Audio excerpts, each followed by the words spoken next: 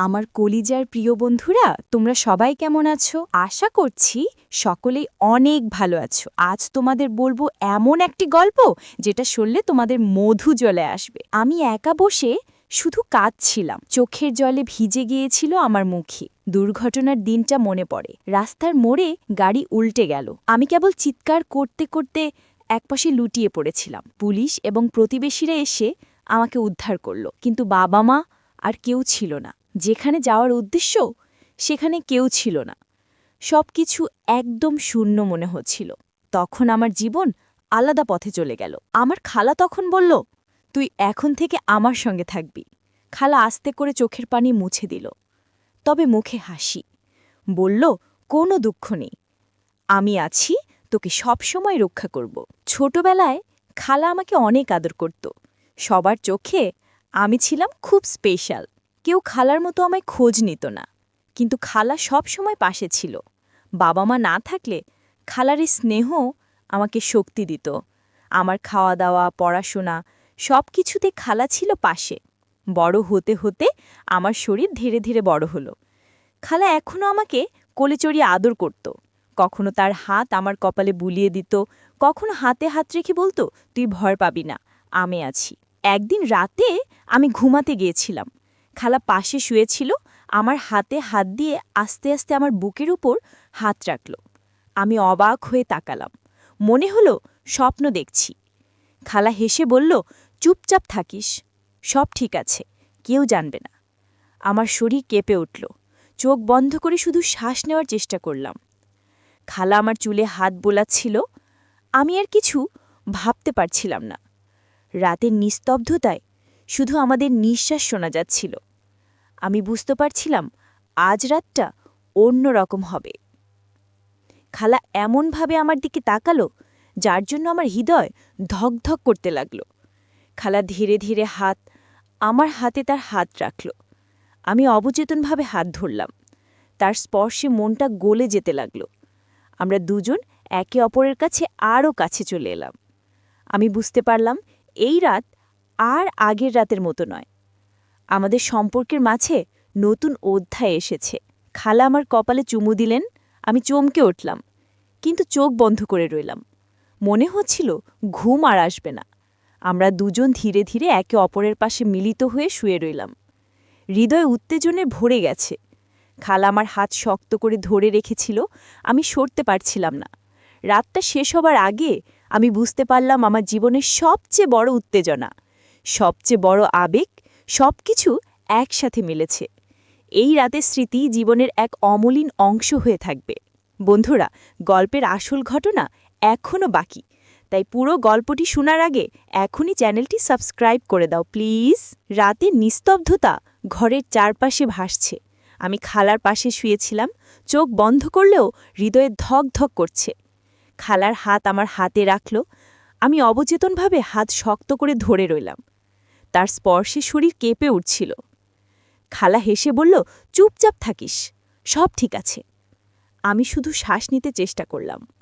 আমরা একে অপরের কাছে আরও কাছে চলে এলাম। খালা আমার কপালে হাত বুলালো। আমি চোখ বন্ধ করে রইলাম। রাতের হালকা বাতাস ঘরে ভেসে আসছে। শুধু আমাদের নিঃশ্বাসের শব্দ শোনা যাচ্ছিল। আমি বুঝতে পারছিলাম এ রাত আগের রাতের মতো নয়। খালা আস্তে আস্তে আমার চুলে হাত বোলালো। আমি অবচেতনভাবে ঘুমানোর ভান করলাম, কিন্তু আমার ভেতর উত্তেজনা বৃদ্ধি পাচ্ছিল। আমি তার দিকে চোখ দিয়ে তাকালাম। খালা হালকা হেসে বলল, আজ রাতটা আমাদের স্মৃতিতে থাকবে। আমি অনুভব করলাম তার স্পর্শ আমার হৃদয় ছুঁয়েছে। আমার হাত ধীরে ধীরে তার হাতে মিলল। খালা আমার কপালে চুমু দিলে আমি চমকে উঠলাম, কিন্তু চোখ বন্ধ করে রইলাম। মনে হচ্ছিল ঘুম আর আসবে না। আমরা দুজন ধীরে ধীরে একে অপরের পাশে মিলিত হয়ে শুয়ে রইলাম। হৃদয় উত্তেজনায় ভরে গেছে। খালা আমার হাত শক্ত করে ধরে রেখেছিল। আমি সরতে পারছিলাম না।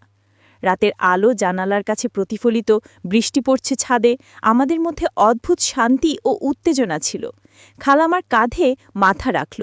আমি বুকের সঙ্গে ওর মাথা মিশিয়ে দিলাম। মনে হচ্ছিল আমরা একে অপরের অংশ হয়ে গেছি।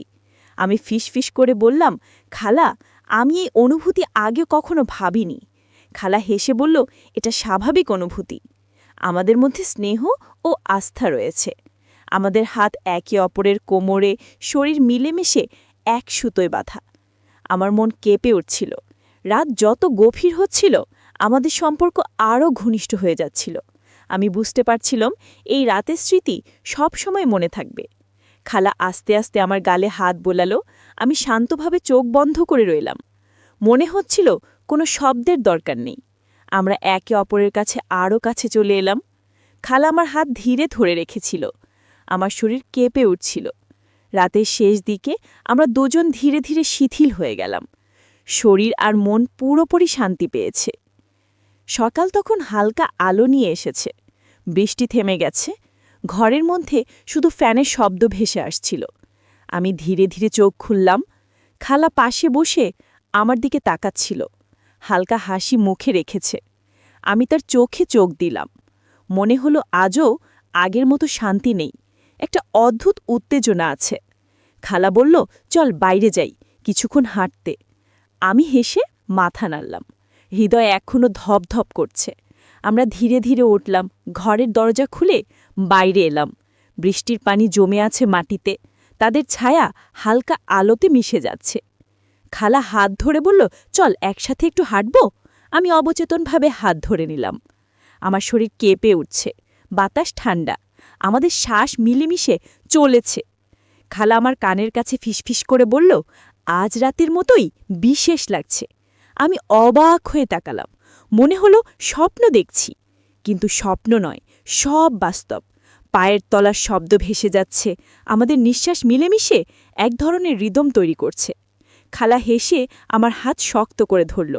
আমাদের কথোপকথন খুব কম, শুধু চোখের যোগাযোগ, শরীরের অনুভূতি বুঝাচ্ছে সবকিছু। আমি ফিসফিস করে বললাম, খালা, আজ কেন এমন করছো? খালা হেসে বলল, যখন তুমি বর হবে তখন বুঝবে। আমাদের হাঁটা থেমে গেল। খালা হঠাৎ আমার কপালে চুমু দিলেন। আমি চমকে উঠলাম, কিন্তু চোখ বন্ধ করে রইলাম। মনে হচ্ছিল ঘুম আবার আসছে না। আমরা দুজন ধীরে ধীরে ফিরে এলাম ঘরে। খালা আমার পাশে শুয়ে গেল, হাত আমার হাতে রেখেছিল। আমি অবচেতনভাবে হাতটা ধরলাম।